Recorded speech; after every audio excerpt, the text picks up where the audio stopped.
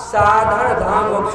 साधन एक मनुष्य का है, जमीन में जोत बुन करके अन्न को उपजाते हैं, कूट पीस करके खाते हैं, चन्नी पटवा बांग कपास को उपजाते हैं और सूता बनाते हैं, कपड़ा बनाते हैं, कपड़ा पहनते हैं। इसलिए कहा साधन।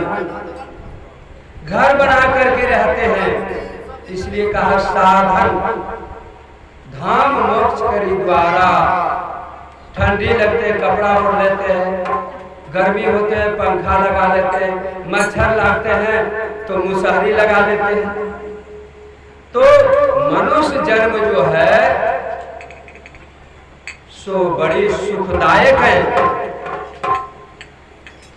तुलसीदास कबीर साहब ने भी कहा मनुष्य जन्म दुर्लभ है, बहुरी न मिले दूजी बार, पक्का फल जाओ गिर परे तो बहुरी न लागे डार।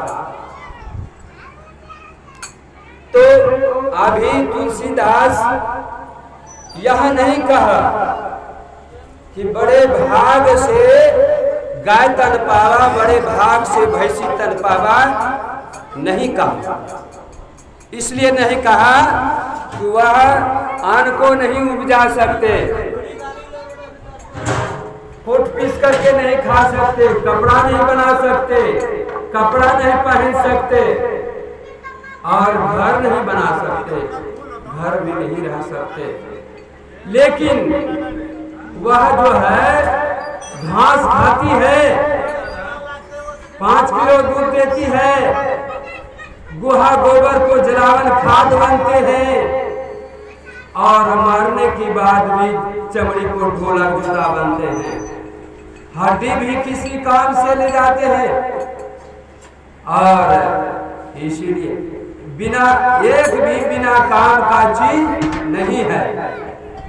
मनुष्य जो इतना साधन रहते हुए मनुष्य ने खैनी बीड़ी गांजा भांग बीड़ी गांजा भांग दारू शराब मछली मांस अंडा मुर्गा कबूतर खा करके 84 में डाल देते हैं।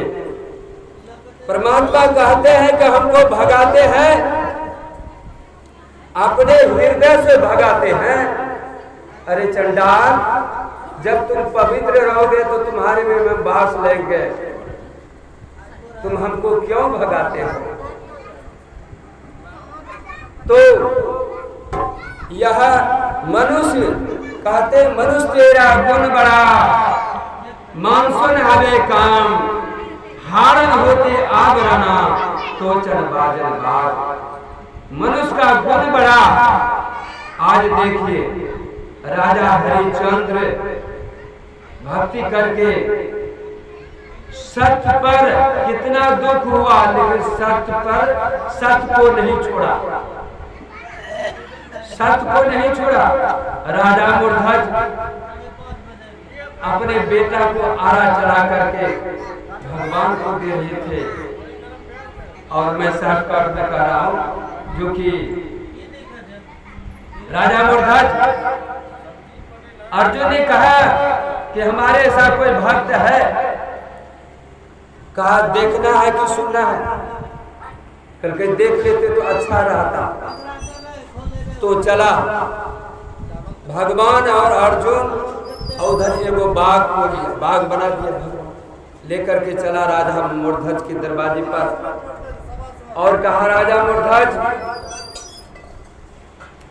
हम आपके दरवाजे पर आए। उधर से निकला, प्रणाम पाती किया, कहा देखते हो क्या है? कहा कि आप तो गुरु शिष्य हैं और बाघ है, तो बाघ का भोजन क्या है?